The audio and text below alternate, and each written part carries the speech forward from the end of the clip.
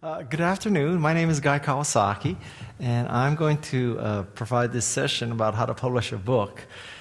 This is a presentation that came off, I produced because my most recent book is a book called APE, which stands for Author, Publisher, Entrepreneur. And in the context of ad tech, I'm going to slant this presentation towards writing a book as a branding and marketing exercise also. So I realize that many of you may not be authors per se, but marketeers and advertising people. And so I'd like to show you how this can fit in possibly into a marketing mix, if that's okay with you, right? So I'll tell you a little bit about my background. I worked for Apple from '83 to '87 as Apple's software evangelist. I returned to Apple in 1995 as Apple's chief evangelist, and since then I've started software companies and I've been a venture capitalist, and now I'm primarily a writer and a speaker.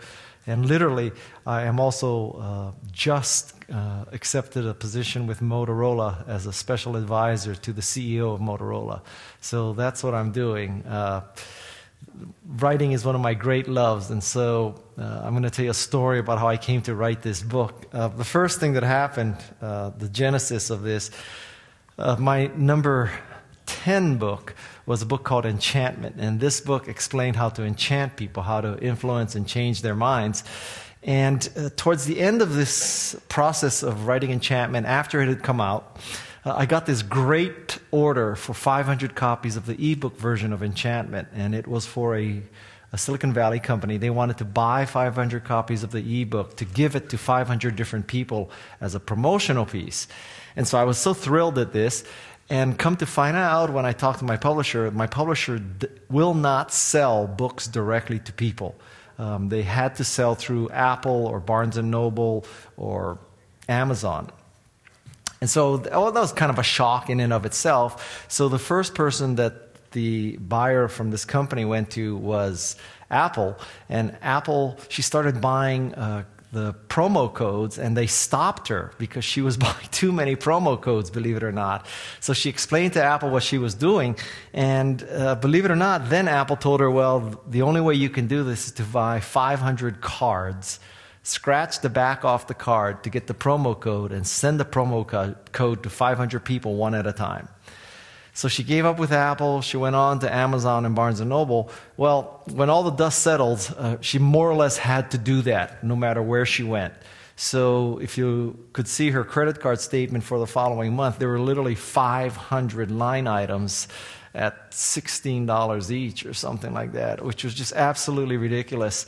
So that's when I said, wow, traditional publishing is broken. I mean, if you can't take an order for 500 copies of an ebook, you might as well just give up, right? I mean, that's like you got handed an order for $8,000 or so, and you can't handle that. So let's just say I was disenchanted with traditional publishing, sales, and marketing.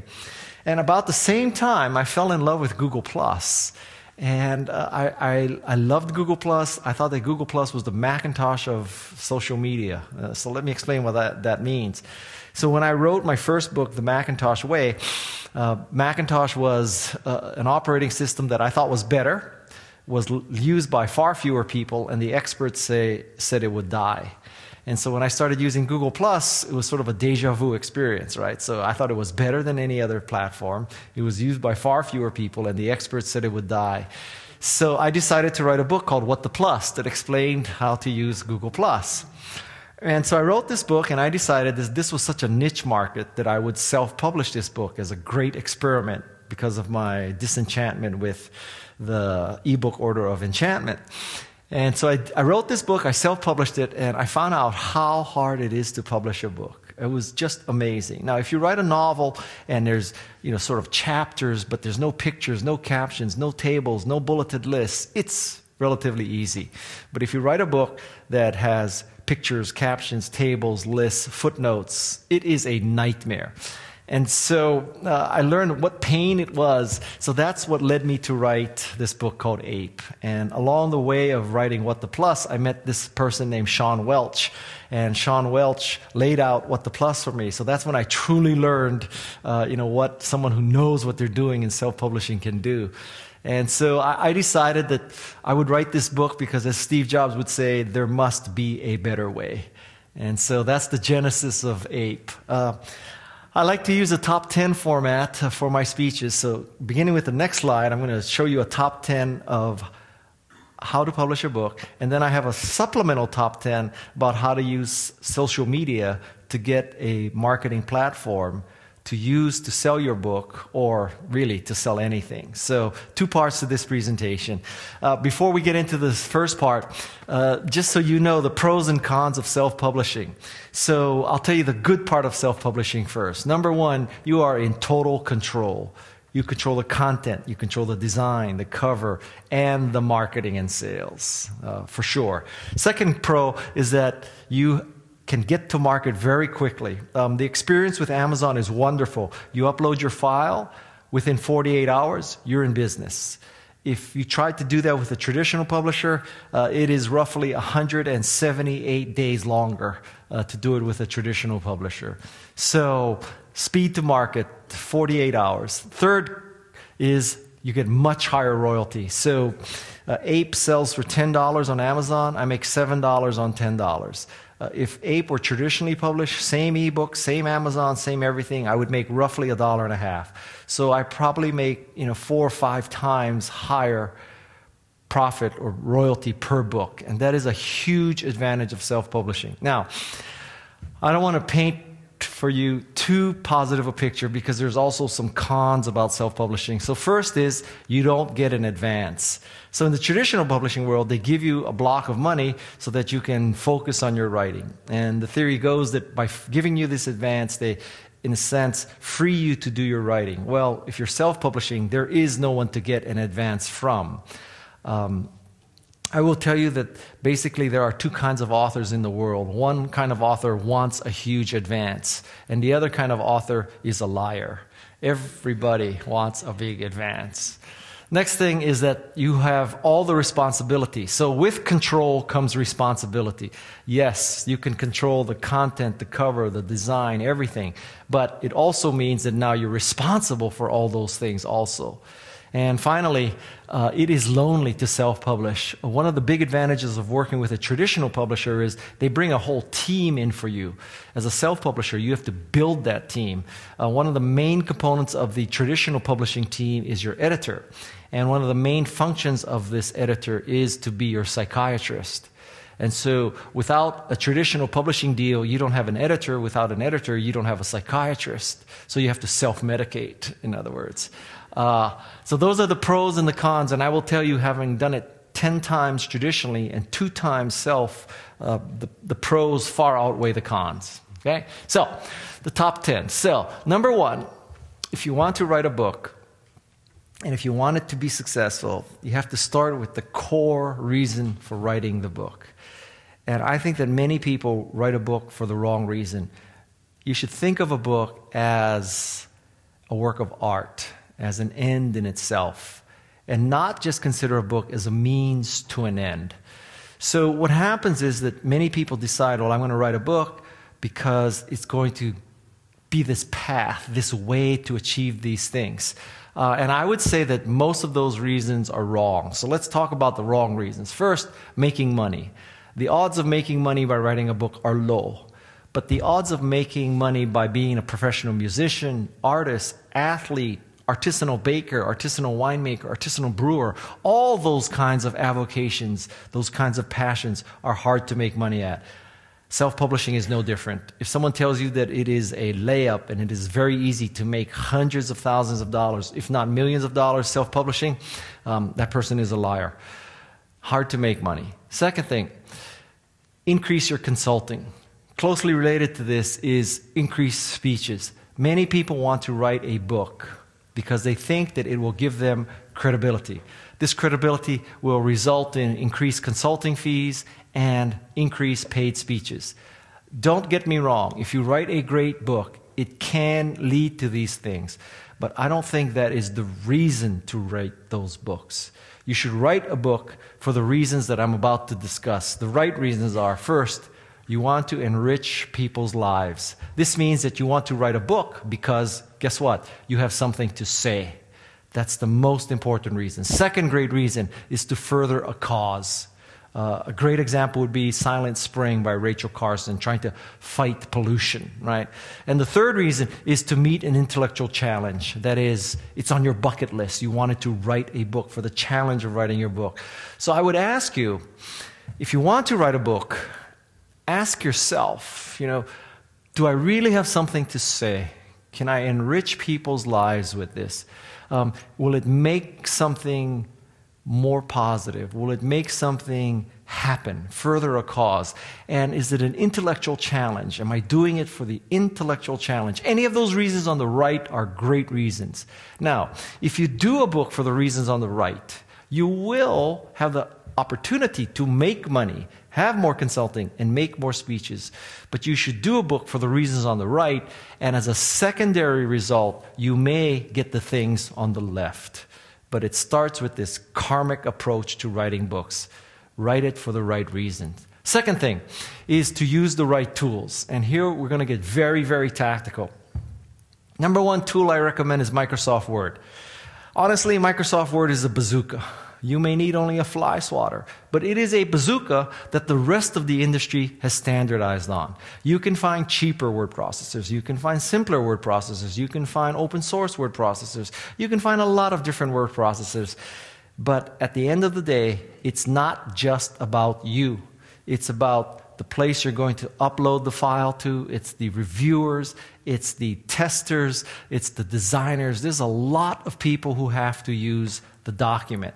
And if you pick some obscure word processor because you think it's better for you, you may shoot yourself in the foot. At the end of the process, when you're ready to turn those files over to other people, that is a very bad time to discover that those other people cannot use a non-Word file. Now, many word processors say they can save as Word. So use them until the very last step. Then at the very last moment, save as Word. Send them the Word file, right? The best of all worlds.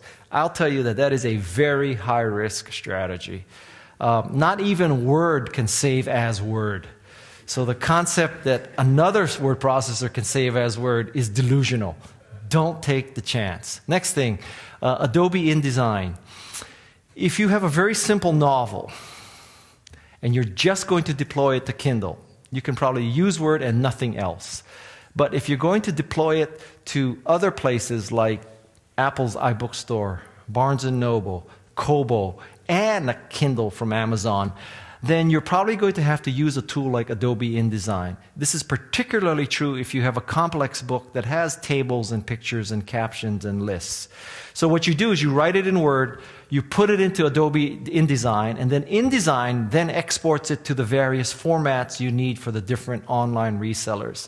So you should think of Adobe InDesign as sort of a hub and spoke model. Like you're Southwest Airlines, you're flying your airplanes to the hub, then back out to the final destination. So you're sending your file into the hub, Adobe InDesign then sends it out to Apple, Barnes & Noble, and Kindle. Hub and spoke.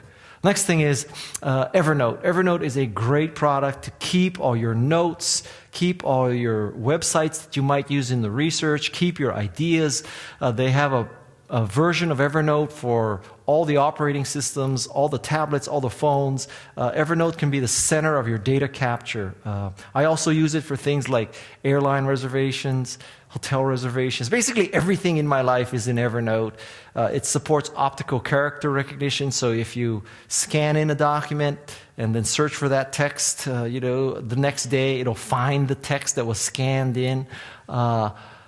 Moment of disclosure, I advise Evernote, but Evernote is the central repository for me. All my ideas are dumped into Evernote so that I can use them in other places at other times.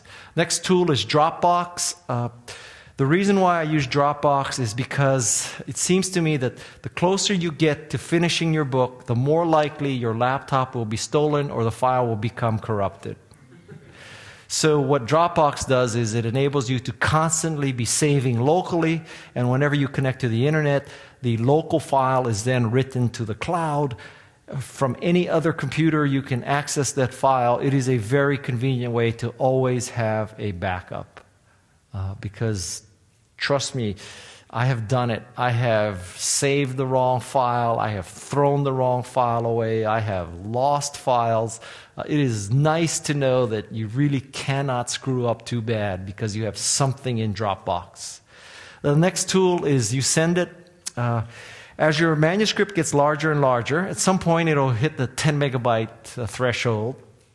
And you'll find that many people's email servers won't accept a file 10 megabytes or larger. And when you do that, then you'll get these bounces, and you'll have to figure out a way to get files to people. So what YouSendIt does is, rather than you sending the file as an attachment, you send it to YouSendIt. YouSendIt then sends an email with a link to the person who receives it. The person who receives it gets the email, clicks on the link, and downloads it to them. There's two really great features of YouSendIt. One is that you can stipulate how many people can download the file. Second, you can stipulate how long the link will last. So the scenario that I use YouSendIt is, let's say that I want to enable 50 of my friends to read the manuscript.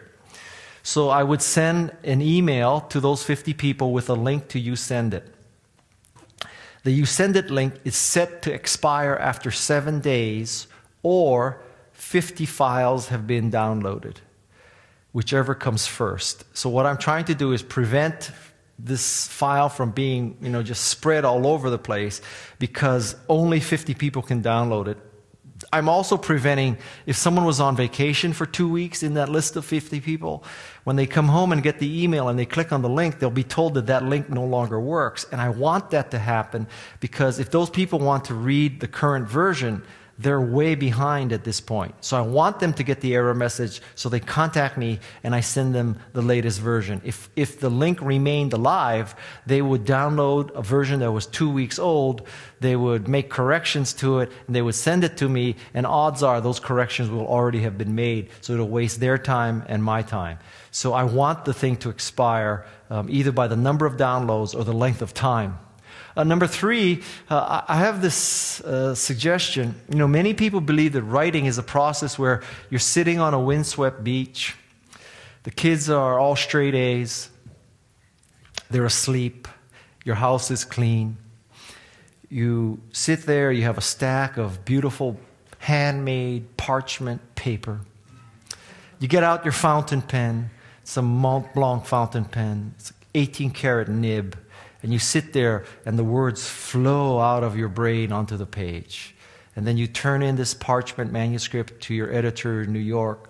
That editor in New York drops everything when your FedEx package comes in, reads your manuscript in the next 4 hours, calls you up and says, in 25 years of editing books, I've never read a manuscript so perfect. And then he rushes it to production, and 2 weeks later, you're on Oprah, you're on Charlie Rose, you're on 60 Minutes. James Cameron is trying to buy the rights for your novel, and that's how writing works. Nothing could be further from the truth than that situation. I think there are two great metaphors to describe the process of writing a book. One would be that you are opening your vein and you're pouring your blood out onto a page. That is a very good metaphor.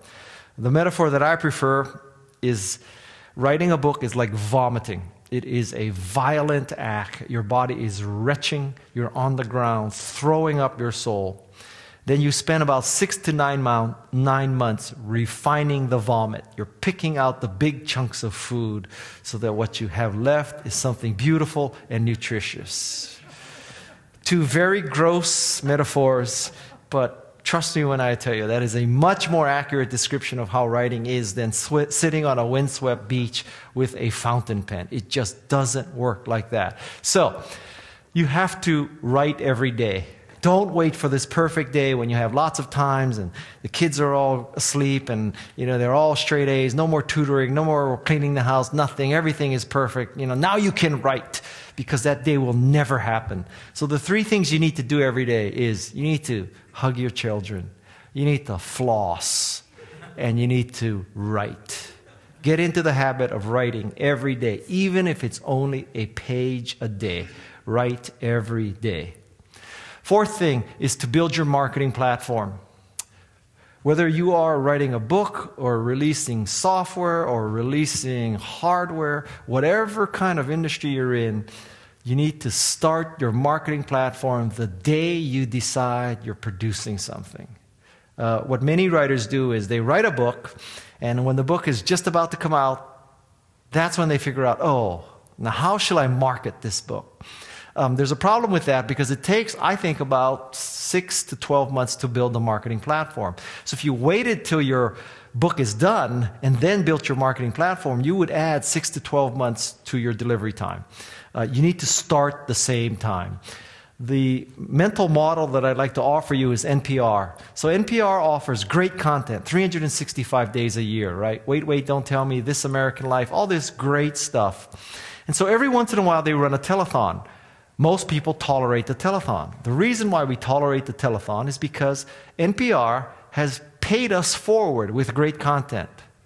So you would be a psychopath if you said, well, NPR, you've been providing me this great content for 365 days a year, and now you're running this telethon asking for my support, but now I hate you because my time is so valuable. How dare you run a telethon and tell me about it, right? That's a psychopath. That kind of troll you'll never make happy. But most people who are socially responsible, they think, oh, NPR provided great content. I should listen to the NPR telethon. I should even give money. That's the model. You should provide such great content, like NPR, that people will feel a sense of obligation and want to reciprocate for the great content. So what you do is you become a curator. It's hard enough to write a book. It's hard enough to blog. It's hard to do both. Much harder to do both. So I suggest that you become a curator, and you curate content that positions you as an expert in your sector. Fiction or nonfiction, doesn't matter. And then you take these things and you deploy it to Google+, LinkedIn, Facebook, Pinterest, and Twitter, the big 5 of social media. So more details here. So let's say that you want to position yourself as a marketing expert so that when you write a book about marketing, people will buy your book. Right? So what you should do is constantly be looking for great stories about marketing. You know, Wired Magazine has a great story about marketing, or Social Media Examiner, or Ad Age. You know, tweet out that link so that people come to follow you for the reason that you are a great curator of marketing content.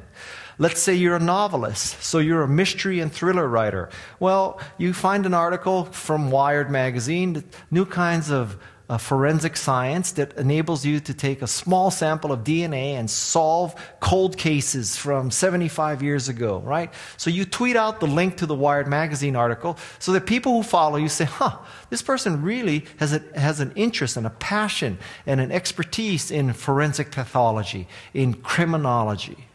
And so when you write your mystery and thriller, guess what? You have credibility, and they will buy your book.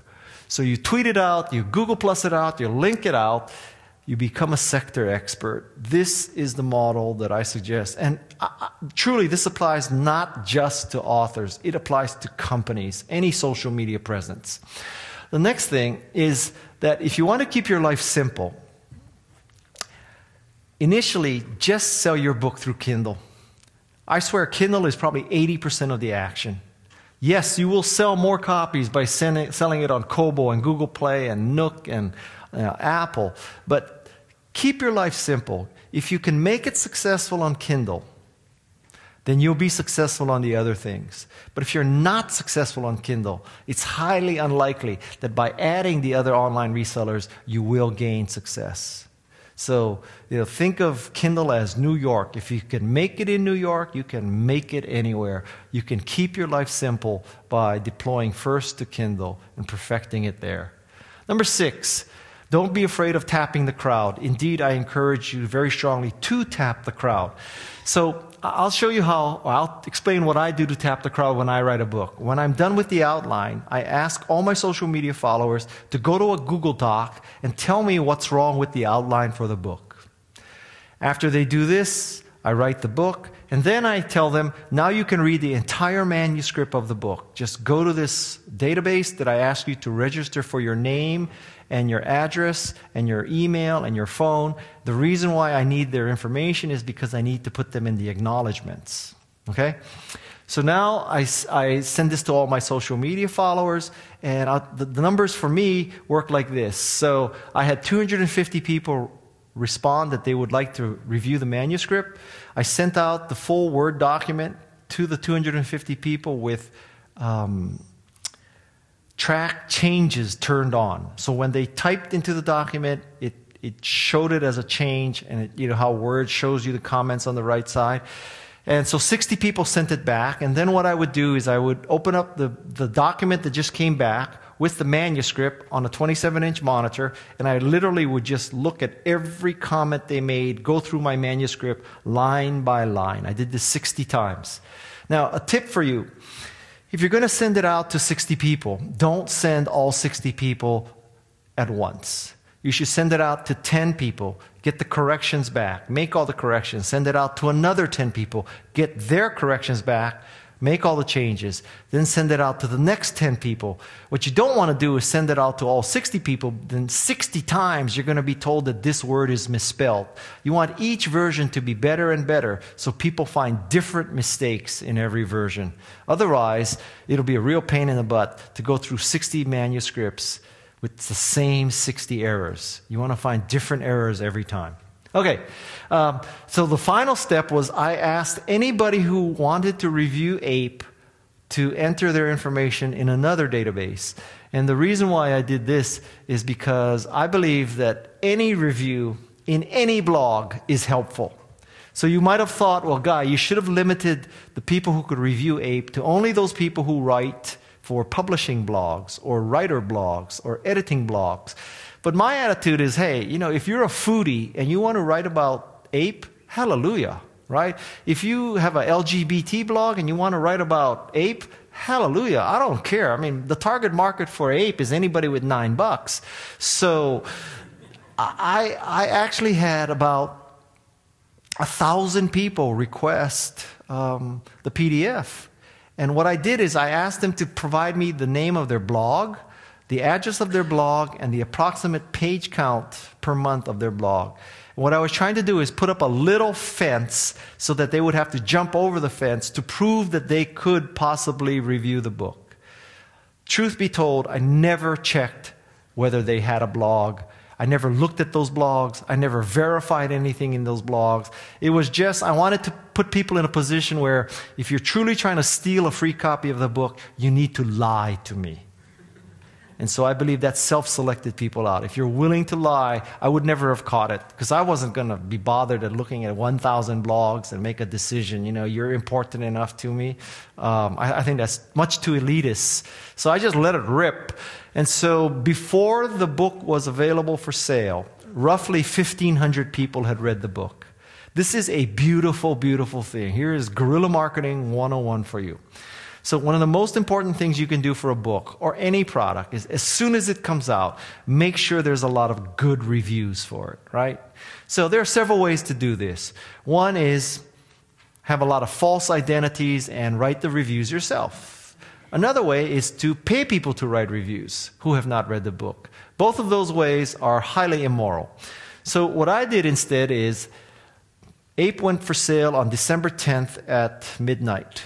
December 9th at 7 p.m., I sent an email to my 1,500 testers, and I said, you can begin to review the book in 5 hours. That's the first time you can review the book. Amazon does not let you review a book until it's actually for sale. You can pre-order it, but you can't review it. And that makes sense, because if you can pre-order it but not get it, how can you possibly have reviewed it, right? So you don't have it yet. But at midnight, I guess they assume at midnight, when the book goes for sale, you could buy the book, immediately read it, and 12:02 you could post a review. So I sent this email to 1,500 people, and I asked them, if you want to help me, please post a review as soon as you can. You can start in 5 hours. So by the next morning at 8 a.m., I had 50 reviews. Almost all of them were 5-star.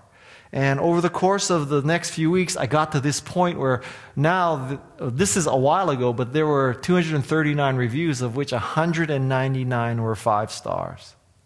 That is, shall I say, doing quite well. None of this is bullshit. None of this is me acting as somebody else, lonelyboy15 at Amazon.com. Okay, this is all, I don't know who these people are, frankly, and none of it was paid for. In fact, I had to warn Amazon. I had to warn Amazon and say, listen, you're going to see a lot of reviews going to happen right away. And you're going to say, how can this be happening when more reviews are appearing than books have been sold? So I had to explain my methodology to them so that they wouldn't take down reviews. So the two keys to getting something like this immediately is, well, one, write a good book, because I could ask 1,500 people to review a piece of crap and I would get crappy reviews, right? So that's number one. But number two is you have to ask people. I mean, it would never have occurred to these people to go and review the book. And a third lesson is you need to trust people. If you went to a traditional publisher and said, I'm going to enable 6 million people to look at my outline. I'm going to enable 6 million people to read the manuscript. I'm going to send them the full manuscript. Or I'm going to enable 6 million people to get a free PDF of the book to review it. Your traditional publisher would have an aneurysm. They would be totally paranoid. Your book will be, out there. It'll be public domain. No one will ever buy a copy because so many copies will be stolen. This disproves that. This completely disproves. You need to learn to trust the crowd. Number 7 is you need to hire a copy editor. One of the big mistakes that self-publishers make is they think they can copy edit by themselves with Word's copy editing or their friends. The probability of you being a good writer and a good copy editor is very low. Okay? And I'll tell you a story about Ape. So with Ape, I had 10 close friends review the book. I had the 60 testers review the book. And the 2 co-authors are very OCD. Myself and Sean, we are OCD. We cannot stand the fact that there are errors in our book. So, all in all, roughly 72 people reviewed the book before it went out. Okay? Before it went to the copy editor. So even with 72 people reviewing the book, we still hired a professional copy editor. So I send the Word file to the copy editor. She needs 5 days. I'm expecting any day now to get the email that says, Guy, my God, in my 20 years as a copy editor, I have never gotten a manuscript that's perfect like this. I didn't have to do anything. Suffice it to say, I never got that email. Right? So finally she sends it back to me. And I say, okay, so tell me how many errors there were. And she says 2,800 errors. So I say to her, well, how does Word count a mistake, a comment, a change? Like if I spelled the word the, T-E-H, so if you took the E out between the T and the H and put it after the H where it should be, is that one spelling mistake or 2? She says, no, the way Word counts, that's 2. You took the E out, 1, you put it back, 2. I said, so really there were 1,400 errors, not 2,800 errors, right? And she goes, yeah, you're right, you have a point. So my story here is that with 2 OCD authors, 60 OCD testers, and 10 close personal friends, English literature majors, I still had 1,400 errors in that manuscript. Okay? And after this, we still have nailed another 50 errors or so. There are still errors in that book today, and it just drives me freaking crazy that there are errors. I cannot tell you how badly that bothers me. It just, the fact that, if you buy the book and you find an error, please tell me about it, because we revise the book once a month. We have a software approach to the book. So we have versions of the book every month or so. And you know how Google names Android after desserts alphabetically, like ice cream sandwich, jelly bean, key lime pie? So what we do is we name our versions alphabetically by our favorite authors. So right now, we're in the Baldacci version of Ape, and we're soon going to release the Child version because I love Lee Child, the thriller writer. So hire a copy editor. Second thing is you need to hire a cover designer. And to hire a cover designer, I need to explain using an online dating analogy. The online dating analogy is there's two kinds of online dating sites. There is eHarmony.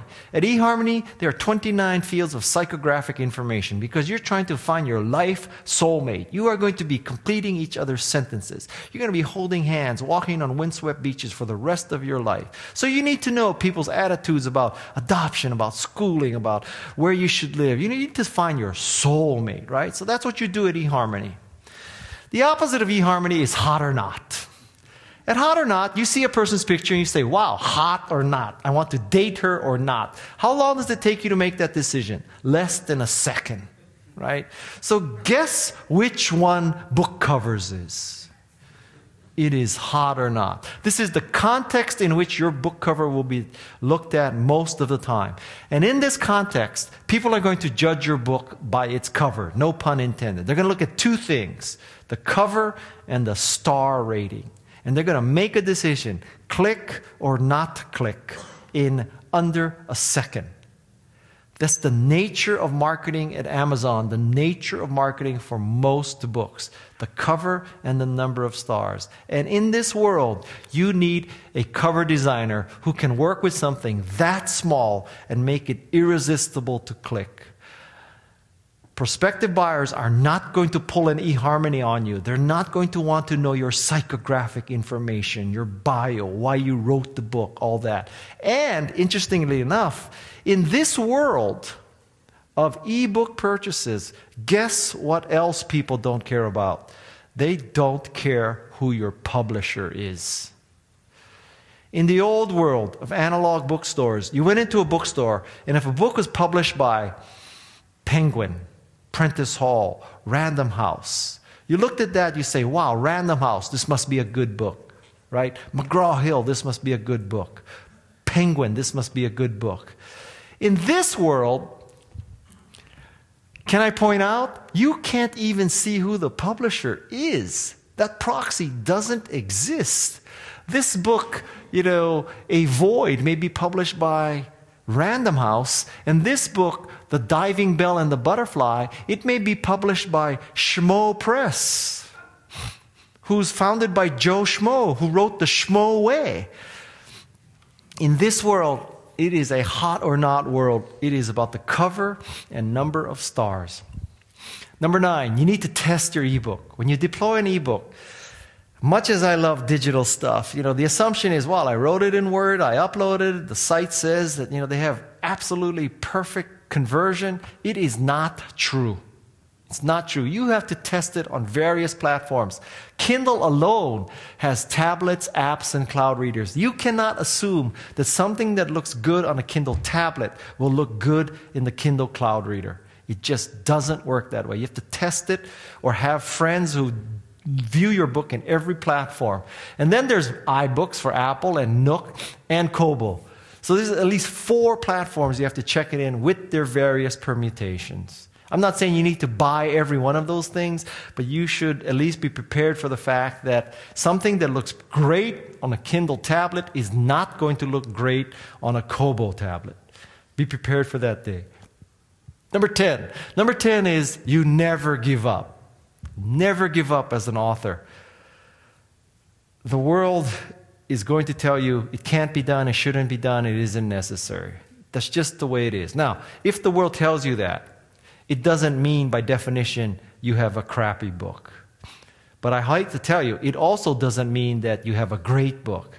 But I show you here some rejections, and I'm going to match them up for you. So that first rejection is, we are not interested in science fiction which deals with negative utopias. They do not sell. That's how Stephen King was rejected, right? His frenetic and scrambled prose perfectly expressed the feverish travels of the Beat generation. But is that enough? I don't think so. On the road. But my favorite rejection of all is, it is impossible to sell animal stories in the USA. George Orwell, Animal Farm. Some New York editor thought that George Orwell, Animal Farm, was, I guess, some kid's book, Dr. Seuss, Animal Farm. So animal stories don't sell in the U.S., so that person rejected George Orwell, Animal Farm.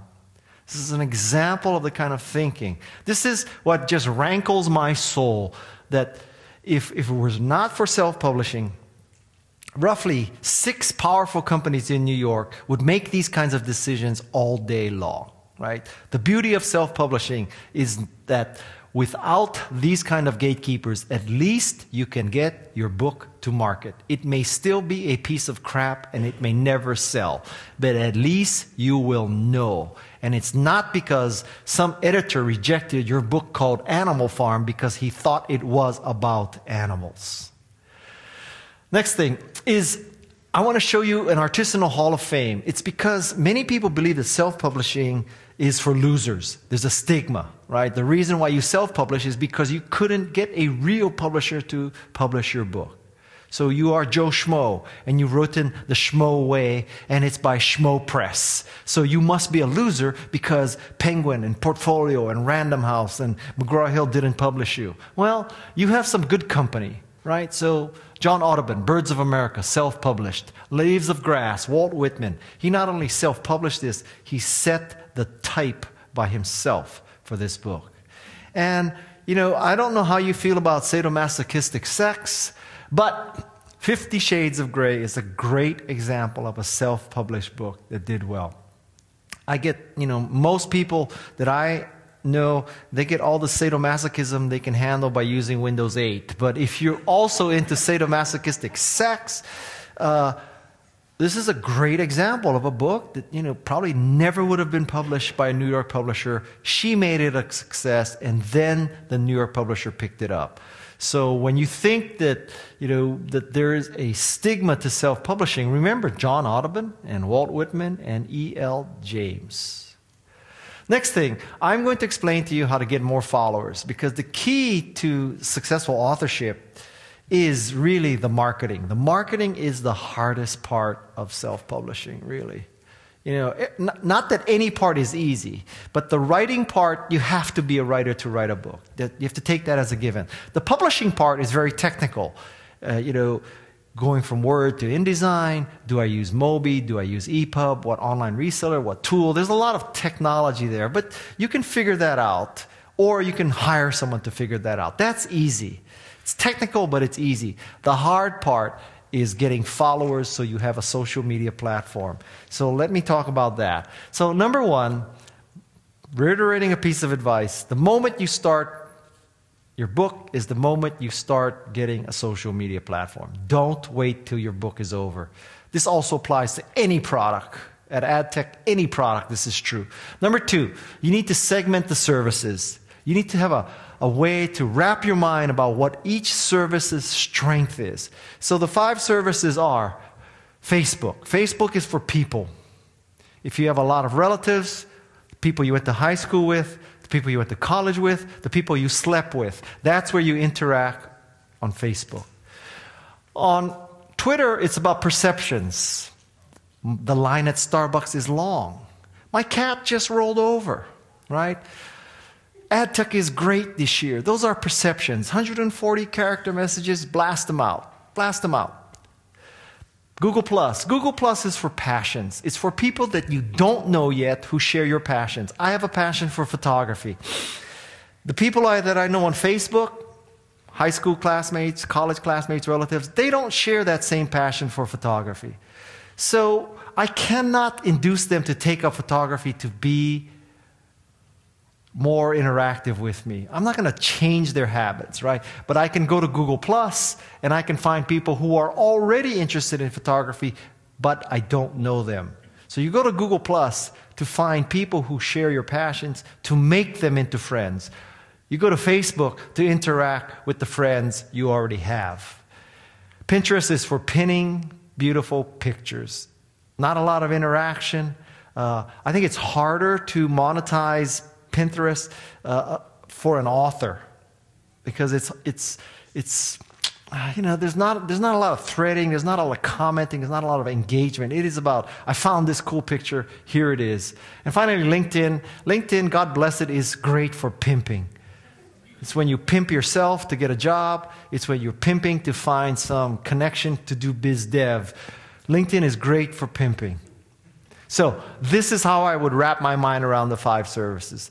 The core of my social media effort is Google+. I love Google+. Everything I do on Google+ is me manually. I have a virtual assistant who looks at what I do on Google+. She then deploys it to LinkedIn and Facebook using Buffer. Do you know what Buffer? How many of you use Buffer? So Buffer is a way that you can schedule LinkedIn, Twitter, and Facebook posts according to a time schedule, so that if you discover something at 10 p.m. Pacific, but you know that most of your followers are asleep, you don't want to post it at 10 p.m. Pacific. You want to wait till the next morning. But at the next morning, you may have a meeting at 8 o'clock, so you're not on your computer to post. So you put it into a buffer, and you tell the buffer, send this out at 8 o'clock, 10 o'clock, 12 o'clock, 2 p.m., so that through the end of the day, it uses up your inventory of posts that you scheduled in advance. Okay, so check out Buffer. So that's segmenting the service. Number 3, you need to make a great profile for yourself or your brand. There's 3 components of a great profile. First component is your avatar. My suggestions for your avatar is that it is your face. Your face should fill up the avatar. If you look at that avatar for Peg Fitzpatrick, that circle, that is her face. If her avatar picture were her and her kids, her and her cat, her and her car, her and her skateboard, her and her whatever, where she's trying to show that she's into kids or cars or whatever, you would not see her face, okay? So the purpose of the avatar is to portray your face, that you are a likable, trustworthy, and competent person. That's the purpose of the avatar. It is not to show that you have these great outside interests. The purpose of the album photo, that photo behind her, that's where you can show your car, your kids, your puppy, whatever you want. Show your story back then. But the avatar is about your face. Competent, likable, and trustworthy. The stuff below, like the story line, the tagline, that's where you explain who you are, the essence of who you are in a few words. So I would say that the most important component of this is the avatar and the photo behind the avatar. If you go to Google Plus and you look at people's profile and you see the default photo back there, that green and black one with the big out-of-focus circles, that's the thing that Google Plus installs there automatically. If you find somebody with a profile like a cover photo like that, it's basically saying, I am clueless about social media. All right, so if any of you have a Google Plus profile and you have the stock photo back there, you are basically telling the world, I am clueless. So change that photo. Okay, change that photo. Okay, so make a great profile. Number 4 is to curate. And I have some suggestions about curation. Again, always be positioning yourself as an expert in your sector. I have a website called Alltop where we aggregate stories by topics. And this is what I use. So I use Alltop to find stories that I want to use to position me as an expert. We aggregate roughly 30,000 RSS feeds into roughly 1,100 topics. So if you are writing a cookbook, go to food.alltop.com. At food.alltop.com, we aggregate hundreds of food blogs. So we'll forget the book scenario for a second. Let's say that you're in charge of social media for Roy's Restaurants, okay? Social media, Roy's Restaurants. The purpose of your social media for Roy's Restaurants is, of course, you want more people to eat at Roy's. But you cannot be constantly tweeting out about how you should eat at Roy's, because people will reject that as overly commercial. So what you do instead is you go to food.alltop, or you go to if you go to Chow Magazine, or you go to Real Simple, or you go to Foodie Blogs, Amateur Gourmet, and you cherry pick their best stories. You write a 1 or 2 sentence summation. So I'll give you an example. So let's say that Real Simple writes an article about the kind of coffee that is made by taking the coffee beans that meerkats have eaten and then pooped out. There's some kind of coffee, right, that those things eat, right? And it's like $600 a cup, right? So the theory is that the meerkats, I think they're meerkats, right? The meerkats eat the coffee bean, they poop it out, and they digest that. Oh, it's 2:07 already? Oh my God. Okay, so what should I do here? So, I am so sorry. I wanted to. Okay, so Curate and Link. Royce sends a story about coffee, positions Royce as an expert in foodie topics. Guess what? You want to eat at Royce. Okay, so that's number 4. I'm going to forget what she said for a second. So, number 5, cheat. Go to Facebook, go to Twitter, look at what's hot, post the same story. It'll work. I guarantee it'll work. Number 6, restrain yourself. 1 out of 20 posts should be about Royce. 1 out of 20 posts should be promotion. Okay? 19 should be content. Number 7, always add a picture or a video to your post. Always. Don't just use the little one that gets sucked in with the link. Always add a 500 pixel wide picture. It's a very competitive world for attention. Number 8, you always have to respond to questions. It's not just blasting out, it's also engagement. Number 9, say positive things, respond positively, or shut up. Don't get into negativism, because people are going to judge you for your negativism. Don't try to win a debate. Just stay positive. Number 10, don't be afraid to repeat your best stories. The thought that everybody is going to see what you've already done when you posted at 8 a.m. is not true. They're not going to scroll back and look for what you did 8 hours before. I could tell you that my tweets go out 4 times, 8 hours apart. Each one gets 600 clicks. So 4 times 600 is 2,400 clicks per tweet. If I just did it once, like most experts would tell you, I would get 600 clicks. Guess which one is better, 2,400 or 600? 2,400. Last slide. I have a tribute here. If you really want to write a great book, this book changed my life. It's a book by Brenda Ullin called If You Want to Write. I highly recommend that you read that book. And so that is how to publish a book and how to build a social media platform. I think right now I'm doing a signing if you want to get Ape. And as a special offer for the signing, if you buy Ape today, the paperback version, I'm going to give you a coupon so that you can get the ebook version. So you'll get 2 versions for the price of the paperback version. So with that, thank you very much.